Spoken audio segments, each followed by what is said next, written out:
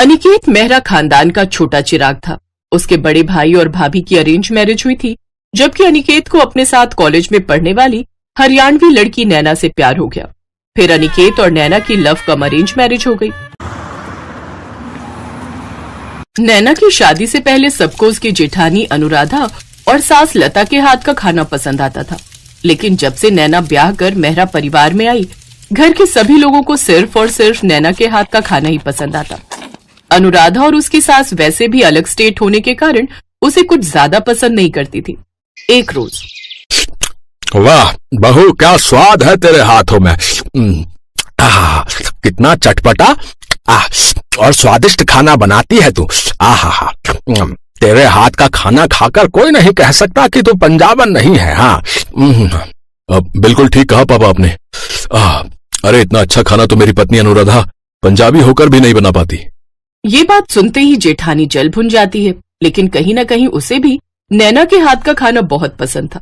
ऐसे ही एक रोज, सच में माँ जी, कुछ भी कहो लेकिन ये नैना ना खाना बड़ा अच्छा बनाती है, आपसे और मुझसे भी अच्छा। अरे चुप कर तू, ऐसा भी क्या अच्छा बनाती है। अब तू देख, मैं ना आज भरता बनाने जा रही हूँ। सब के सब अपनी उंगलियां ना चाटते रह जाए तो कहना। हाँ, बना लो आप भी भरता, लेकिन आज नैना ने कटहल की सब्जी बनाई है और उसमें से भी क्या खुशबू आ रही है। ओए होए, देख लो आपके बैंगन कहीं लुढ़कते ही ना रह जाए।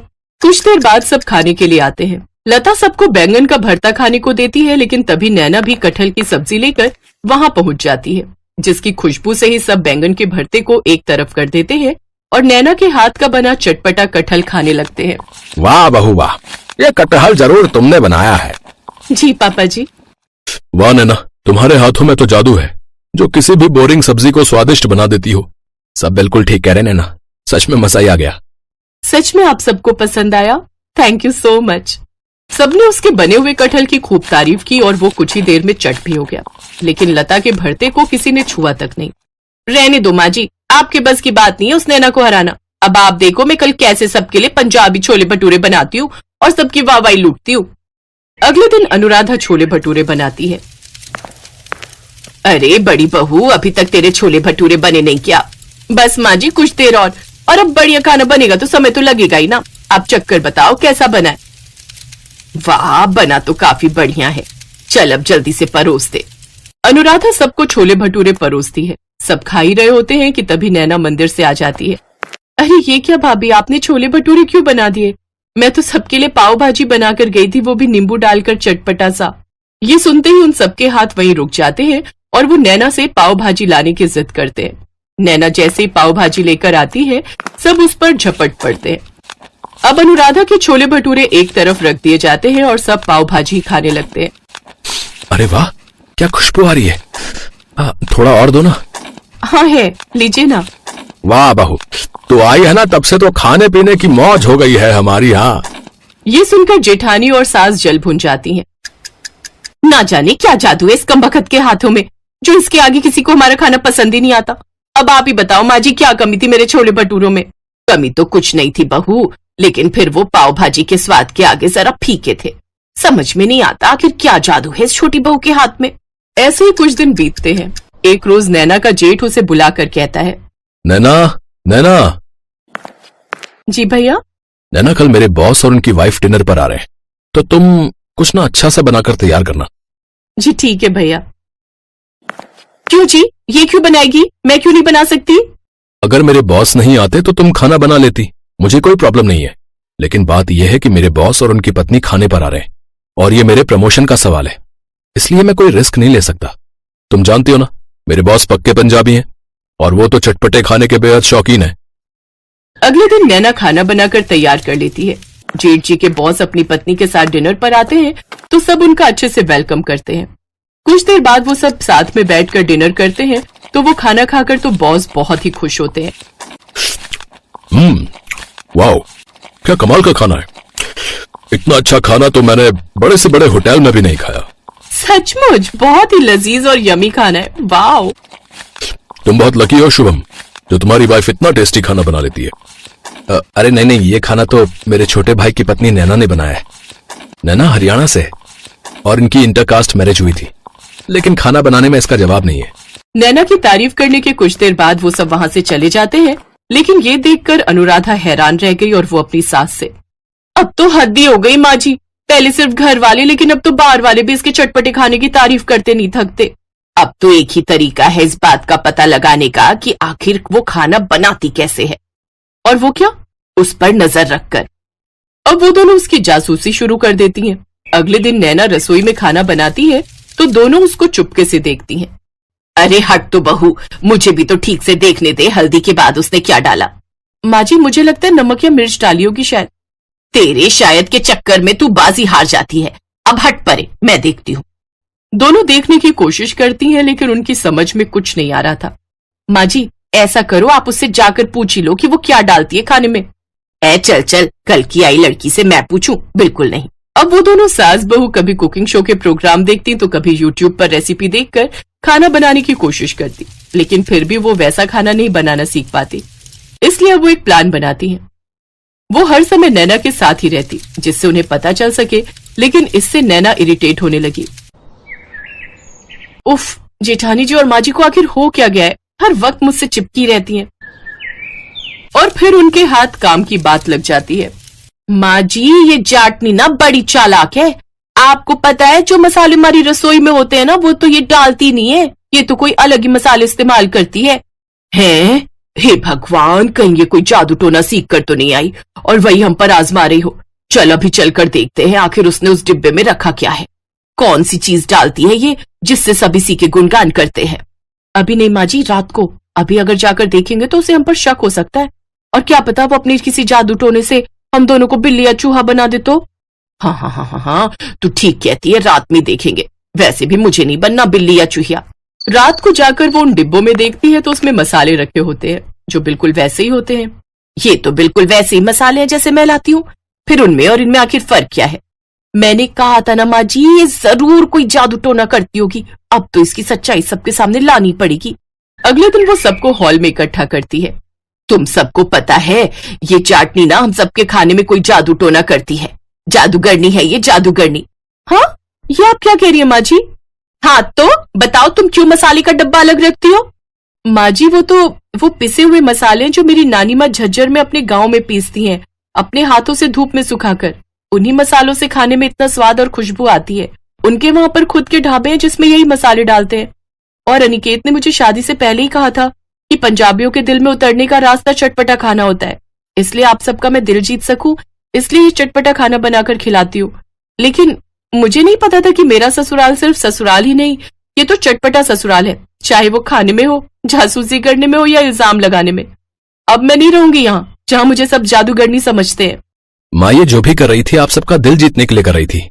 अब जेठानी और सास को अपनी गलती का एहसास होता है और वो नैना से अपने किए की माफी मांगती हैं। अब वो सब साथ में खुशी खुशी रहते हैं।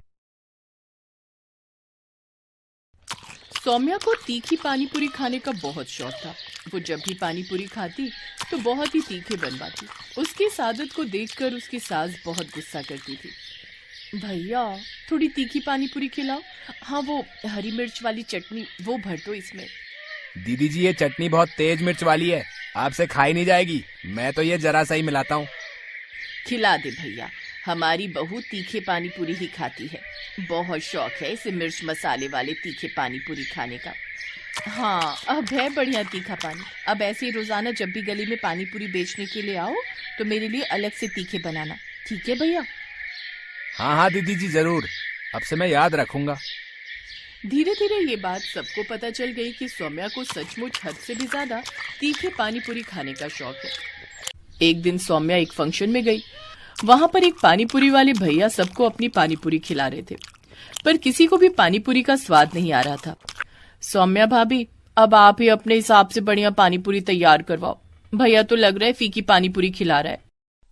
अरे रहने दो शेफाली, अगर सौम्या ने पानी बनवाया ना तो तुम सब एक भी पानीपुरी नहीं खा पाओगी। सौम्या बहुत तीखी पानीपुरी खाती है और ये अपने हिसाब से ही पानी तैयार करवाएगी, फिर तुम्हारे साथ साथ आए हुए सभी मेहमान पानीपुरी खाने से रह जाएंगे। वहीं एक औरत जो फंक्शन में आई हुई थी ये सारी बातें सुन रही थी।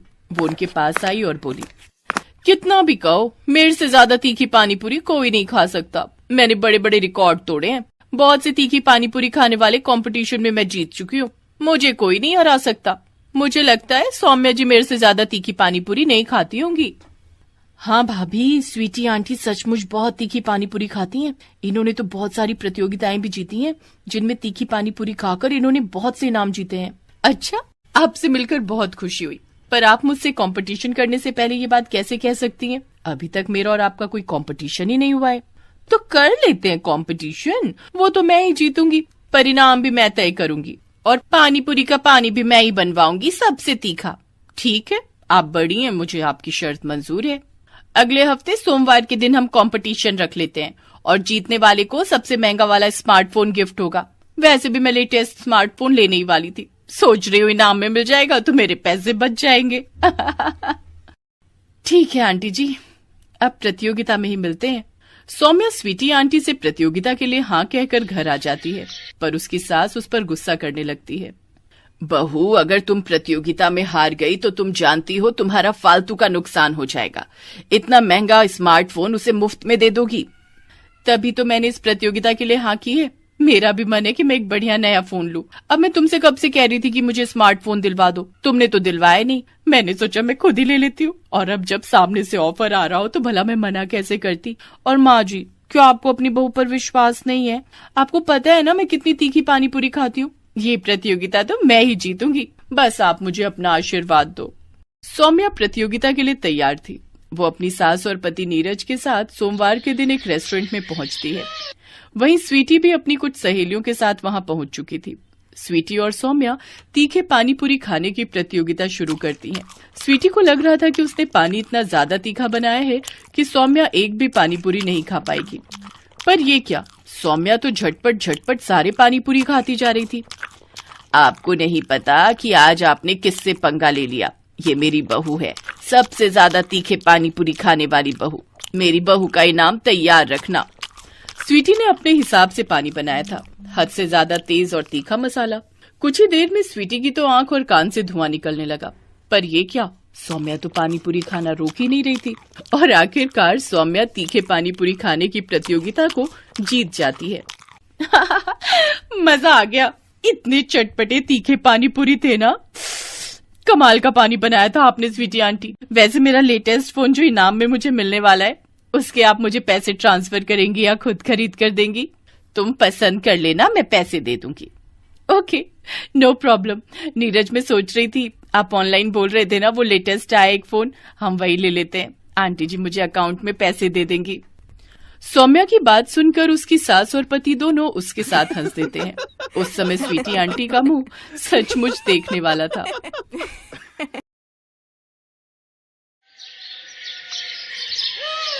दुल्हन की तरह सजी धजी अनामिका अपनी बारात के आने का इंतजार कर रही थी कि तभी वो अपनी सहेली निधि से कहती है, निधि, मेरे लिए जल्दी से वो सब तीखा स्पेशल डिश ले आ जो मैंने अपने लिए बनवाई है। याद है या भूल गई? अच्छे से याद है मुझे, तेरी स्पेशल डिश। रुक, अभी लेकर आती हूँ। निधि अनामिका के लिए उसकी पसंद के बनवाए हुए तीखे मिर्च के पकौड़े लेकर आती है, और वो भी तीखी चटनी के साथ। मिर्च के तीखे पकौड़े और तीखी सब्जी रोटी देखते ही अनामिका के मुंह में पानी आ जाता है। ला ला ला, जल्दी जल्दी मेरे तीखे तीखे पकौड़े। मुंह में पानी आ गया।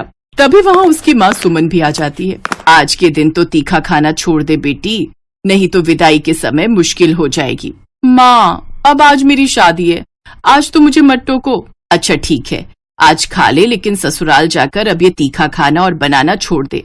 और हाँ, वहाँ सब्जी भी जरा कम तीखी बनाना। तुझे तीखी सब्जी पसंद है, इसका मतलब ये नहीं कि सभी को पसंद हो। अनामिका से तो ऐसा कभी हो ही नहीं सकता। माँ, आप एक बार अनामिका को ससुराल की रसोई में पांव तो रखने दो। सबको तीखा खाने की आदत ना डाल दी तो कहना। हाँ हाँ, वो मैं अच्छे से जानती हूँ। तीखी सब्जी खाए बिना तो तेरा पेट भरता ही नहीं। अनामिका को तीखा खाने का बहुत शौक था, और खासकर तीखी सब्जी बनाना और खाना तो उसे बड़ा पसंद था। जब तक तीखी सब्जी में अच्छे से तीखा और नमकीन ना हो, तब तक उसे खाने में स्वाद ही नहीं आता। और अपने इसी शौक के चलते उसने ढेर सारी तीखी रेसिपी सीख रखी थी। शादी करके अनामिका ससुराल आ जाती है। ससुराल आने पर अनामिका अपनी पहली रसोई में सबके लिए हलवा बनाती है, जिसकी सब बहुत तारीफ करते हैं। लेकिन फिर बारी आती है दिन के खाने की, तो अनामिका सोच में पड़ जाती है। फिर वो अपनी पसंद का कुछ ऐसा तीखा खाना बनाने का सोचती है। कुछ ऐसा तीखा बनाती हूँ कि सबको पसंद आ जाए। वैसे भी सुबह मीठा खाकर अब तो तीखा होना ही चाहिए कुछ, लेकिन बनाऊं क्या? हाँ, हरी मिर्च की तीखी कढ़ी और चावल बनाती हूँ। यही सोचकर अनामिका दिन के खाने में तीखी कढ़ी और चावल बनाती है, लेकिन जैसे ही वो अपने सास ससुर पति को वो खाना परोसती है तो पहला निवाला खाते ही उन सबका मुंह जलने लगता है और वो सब बेचैन हो उठते हैं। अरे पानी दो जल्दी, पानी। ओहो, अरे ये क्या बना दिया बहू। अरे विमला जल्दी से चीनी लाओ भाई, नहीं तो पल भर में ही सारा मुंह जल जाएगा। लगता है बहू ने पूरा मिर्च का डब्बा ही उड़ेल दिया है इसमें। हाँ, उफ, यही लाई। माँ, मेरे लिए भी ले आइए। विमला अंदर से चीनी का डब्बा लाती है और सभी पानी पीने के बाद चीनी खाते हैं। उफ, ये क्या बना दिया बहू, इतनी तीखी सब्जी। माँ जी, ये कढ़ी भले ही तीखी है लेकिन है बड़ी स्वादिष्ट, आप खाकर तो देखिए। क्या खाक स्वादिष्ट है, इतनी तीखी सब्जी भला कौन खाता है। जाओ हमारे लिए पुलाव बना कर ले आओ। लेकिन अनामिका को तो तीखी सब्जी बनाने की जैसे आदत थी, वो जब भी कुछ बनाती उसके साथ तीखा कुछ जरूर बनाती, जैसे कभी तीखी मिर्च वाला या फिर तीखी भरवा भिंडी। जहाँ उसकी तीखी सब्जी को देखकर सब नाक सिकोड़ते तो वहीं अनामिका बड़ी खुश होकर वो सब्जी खाती है। आहा, भरवा भिंडी, वो भी ढेर सारी लाल मिर्च डालकर, मजा ही आ गया। बहू, तेरा यूं रोज रोज तीखी सब्जी बनाना और खाना ठीक बात नहीं। तू जानती है ना तीखा खाने से सेहत पर बुरा असर पड़ता है। माँ जी, सच कहूँ तो मुझसे नहीं खाया जाता ये बेस्वाद कम मसाले वाला खाना। अरे जब तक नाक कान से धुआं न निकल जाए तब तक खाना खाना थोड़ी ना हुआ। विमला को अनामिका का तीखी सब्जी बनाना पसंद नहीं था। सभी घर वाले अनामिका को इसके लिए खूब समझाते, लेकिन अनामिका को तो बस तीखी सब्जी बनाना ही पसंद था। ऐसे ही कुछ दिन बीतते हैं। एक रोज अनामिका का पति सौरभ अपना पेट पकड़कर घर आता है। अनामिका, बहुत जोरों की भूख लगी है, जल्दी से कुछ खाना बना दो, लेकिन हाँ, तीखा जरा कम रखना। अच्छा ठीक है बाबा, नहीं बनाऊंगी तीखा। जिसे देखो मेरी तीखी सब्जी के पीछे ही पड़ जाते हैं। अब तुम इतना तीखा खाना बनाती हो तो सब टोकेंगे ही ना। उसे तीखा नहीं चटपटा कहते हैं, चटपटा। अच्छा मेरी माँ, अब जा और कुछ बनाकर ले आ जल्दी से, मेरे पेट में चूहे कूद रहे हैं। हाँ, जाती हूँ, आप तो मेरे पीछे ही पड़ गए हो। कुछ देर बाद अनामिका रसोई में जाती है और कोफ्ते की सब्जी और पराठे बनाकर सौरभ के लिए कमरे में लेकर आती है। ये लीजिए आपकी पसंद के पराठे और कोफ्ते की सब्जी। लेकिन सौरभ जैसे ही वो पहला निवाला मुंह में डालता है वो उठ खड़ा होता है। अरे खड़े क्यों हो गए? मैं जानती हूँ कि सब्जी लाजवाब बनी है, लेकिन स्टैंडिंग ओवेशन देने की कोई जरूरत नहीं है। अबे वो जल्दी से जाओ और मेरे लिए पानी लेकर आ, इससे पहले कि मैं हार्ट अटैक से मर जाऊं। मेरी गलती थी जो मैंने तुम्हें खाना बनाने के लिए बोला, इससे तो अच्छा होता मैं बाहर ही कुछ खा था। हाँ, बाहर, हाँ यही सही रहेगा। सौरभ गुस्से में बाहर चला जाता है। फिर एक रोज, बहू कल तेरी चाची सास किसी काम से शहर आ रही है, तो तू रात के खाने की अच्छे से तैयारी कर लेना, और ऐसा करना खाने में आलू पूरी और मटर पनीर बना लेना। जी ठीक है माँ जी। अगले दिन अनामिका की चाची सास गांव से आती है। अरे शीला आ गई, और कैसी है? आ बैठ। सच कहूँ दीदी, हालत खराब हो गई। सुबह बस पकड़ने के चक्कर में रोटी खाकर भी नहीं आई थी घर से। ऊपर से मुआ बस वाला कहीं बस रोकने को तैयार ही नहीं था। बस में खाली पेट बैठे बैठे तो जैसे अंतड़ियां ही मड़कने लगी थी। अब तो ऐसा लग रहा था कब मैं यहाँ पहुंचूं और नई बहू के हाथ का कुछ खाऊं। हाँ शीला, तू हाथ पैर धो ले, तब तक मैं बहू को बोलती हूँ खाना लगाने के लिए। कुछ देर बाद अनामिका टेबल पर सबके लिए खाना लगाती है, लेकिन जैसे ही चाची सास खाने का पहला निवाला मुंह में डालती है तो उसके कान खड़े हो जाते हैं, आंखें पूरी तरह लाल हो जाती हैं। हटा अपनी ये सब्जी पूरी। अरे ये सब्जी पूरी है या मिर्च पूरी? ऐसा लग रहा है जैसे इसने सब्जी तेल में नहीं बल्कि मिर्च में छौंकी है। अब कोई मुझे जल्दी से कुछ मीठा ला कर दो, नहीं तो मेरी तो जान चली जाएगी। अच्छा तू रुक, मैं अभी तेरे लिए फ्रिज में रखे रसगुल्ले लेकर आती हूँ। विमला शीला के लिए रसगुल्ले लेकर आती है, जिसे खाकर उसकी जान में जान आती है। माफ करना चाची जी, लेकिन मुझे नहीं पता था कि आपको तीखा खाने से इतनी दिक्कत हो जाएगी। बहू, ये तीखी सब्जी तो मेरे लिए जहर समान है, और दीदी आप तो जानती हैं ना मुझे तीखे खाने से एलर्जी है। फिर आपको तो अपनी बहू को बताना चाहिए था ना। नहीं चाची जी, इसमें माँ जी की कोई गलती नहीं है, उन्होंने तो मुझे समझाया था, लेकिन मैं ही ध्यान रखना भूल गई। बहू, मैंने तुझे कितनी बार कहा है मिर्च में अपना हाथ थोड़ा टाइट रखा कर। अब मैंने तो रोज के मुकाबले मिर्च कम ही रखी थी, लेकिन मुझे क्या पता था कि चाची जी बिल्कुल उबला हुआ खाना खाती हैं। खैर कोई बात नहीं, मैं आप लोगों के लिए फिर से कम मिर्च वाला खाना बना देती हूँ। बहू तू तो रहने ही दे, हम बाहर से ही कुछ ऑर्डर कर लेंगे, कम से कम तेरे खाने से तो कम मिर्च मसाले वाला होगा बाहर का खाना। कुछ दिन बाद अचानक से अनामिका के पेट में तेज दर्द उठता है। उसे सांस लेने में काफी दिक्कत होती है। माँ जी, पेट में बहुत जलन हो रही है, सांस लेने में भी दिक्कत हो रही है, मुझे जल्दी से डॉक्टर के पास ले चलिए। वो सभी उसे जल्दी से डॉक्टर के पास ले जाते हैं, जहाँ उसका चेकअप करने के बाद डॉक्टर कहता है, देखिए, ज्यादा मिर्च खाने की वजह से इनकी आंतों में दिक्कत हो गई है। अगर इन्होंने अभी भी खाने पर कंट्रोल नहीं किया तो हमें इनका ऑपरेशन करना पड़ेगा। नहीं नहीं डॉक्टर साहब, मुझे ऑपरेशन नहीं करवाना। हमने कहा था अनामिका, तुम्हारी ये तीखी सब्जी एक दिन तुम्हें मुसीबत में डाल देगी, लेकिन तुमने हमारी बात नहीं सुनी। मुझे माफ कर दो माँ जी, अब से मैं ये गलती कभी नहीं करूंगी। मैं आज से ज्यादा तीखी वाली सब्जी खाना छोड़ दूंगी। अब से मैं कम तीखी सब्जी बनाऊंगी, लेकिन अपना ऑपरेशन नहीं करवाऊंगी। फिर अनामिका ने तीखा खाना छोड़ दिया। अब वो हिसाब से ही नमक मिर्च सब्जी में डालने लगी, जिससे अब उसके साथ साथ घर वालों की तबीयत भी ठीक रहने लगी।